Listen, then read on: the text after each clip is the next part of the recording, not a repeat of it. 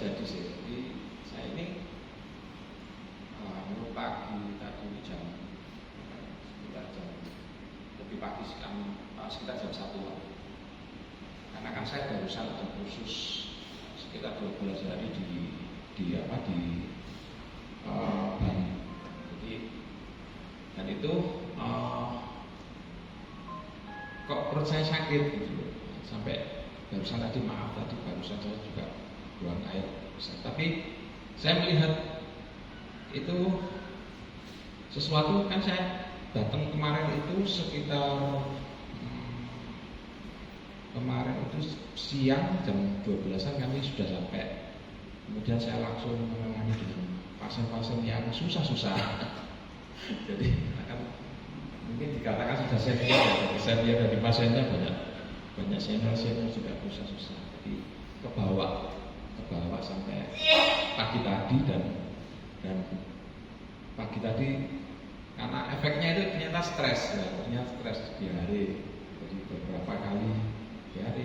Tapi saya ketika mau berangkat saya langsung ini bahaya, ini kayaknya saya stres, saya bisa mendeteksi itu ini stres. Langsung saya ngomong, Tuhan, aku bersyukur sudah datang di sini dan saya sudah melakukan ini, saya akan lakukan yang terbaik buat Tuhan. Dan saya mau berangkat doa pagi, perutnya masih sakit Pak. Nah ternyata memang benar. Salah satu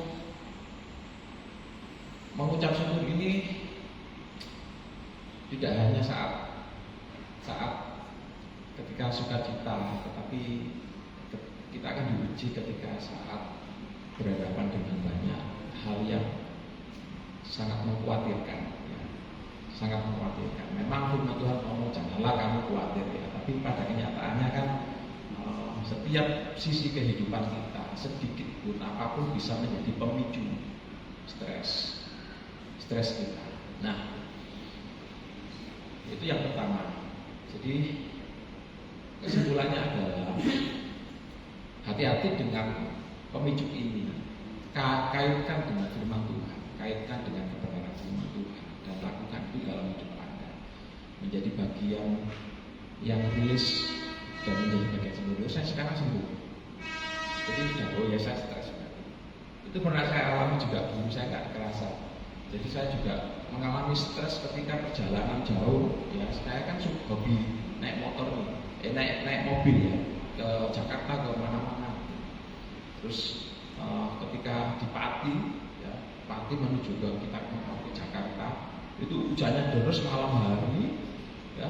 Kemudian deras banget nggak kelihatan. Tiba-tiba perut saya sakit. Setelah semua, kemudian hujannya reda.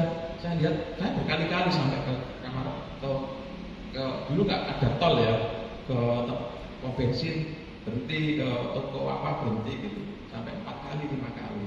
Setelah hujan berhenti, kok sakit, perutku kok selesai. Nah, stres ini ternyata saya stres. Jadi stres itu bisa diare, bisa muntah-muntah, bisa banyak makan, itu kan bahaya, sulit terdeteksi. Jadi stres banyak makan juga bisa. Di hewan juga begitu. Jadi di hewan itu ternyata benar bisa diare, bisa tidak mau makan dan sebagainya. Tapi ada yang mau makan, suka makan. Jadi hati-hati dengan stres ini. Ternyata kebetulan kan kemarin saya belajar tentang onkologi, tentang ilmu tentang kanker. Di hewan juga banyak. Dan salah satunya memang di hewan juga stres. Stres itu bisa dari pemiliknya kalau hewan. Ya. Kalau hewan itu kalau hewan ini stres itu bisa dari pemiliknya. Pemiliknya suka marah-marah, itu kalau sudah dia hidup 10 tahunan sama hewannya, itu saya bisa mendeteksinya.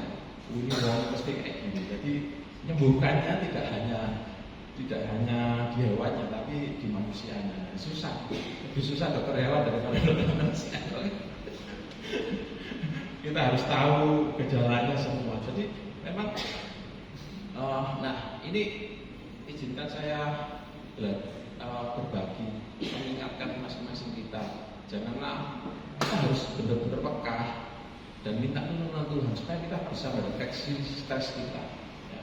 Karena stres itu salah satunya bisa menjadi pemicu munculnya kanker. Ada beberapa di sini yang survival kanker, dan saya sedih kemarin kan ternyata banyak teman-teman kita yang kena kanker dan tidak bisa bertahan. Dan secara prinsip sebenarnya dari sisi ilmu kedokteran sampai detik ini, kanker itu sebenarnya penyakit yang masih perlu perjuangan, karena dia selnya itu dari tidak karu-karuan modelnya, bermutasi sehingga ada di tubuh kita, di setiap tubuh, bahkan di pembuluh darah. Seperti yang sekarang saat ini sedang sakit itu kan Mas Dana, ini kan juga ada tonjolan di daerah Pemkat.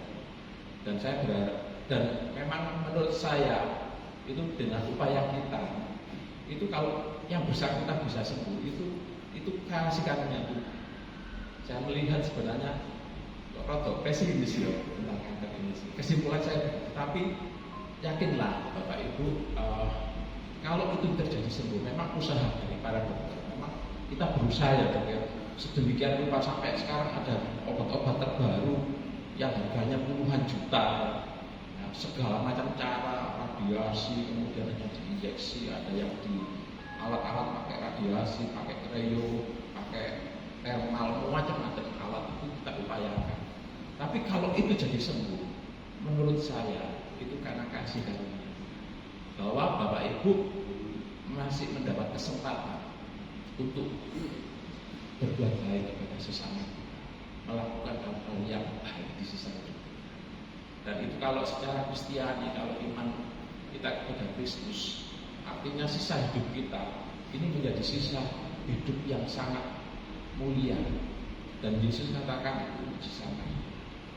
Coba kita ini nanti kita praktekkan terus dalam setiap kehidupan kita, di sisa hidup kita. Saya pikir gini, itu yang pertama menerangkan. Yang kedua saya pikirnya, bentar lagi itu putri saya itu umur 23 tahun. Saya merasa kok cepat loh, ini kok kecil digendong-gendong, sekarang udah mau 23 tahun.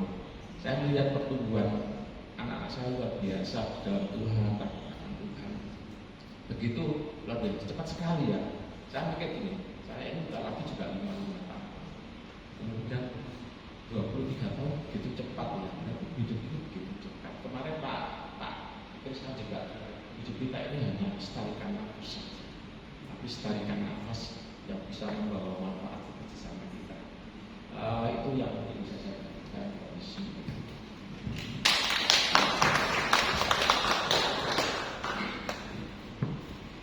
Ada Bapak Ibu? Pak Gibson?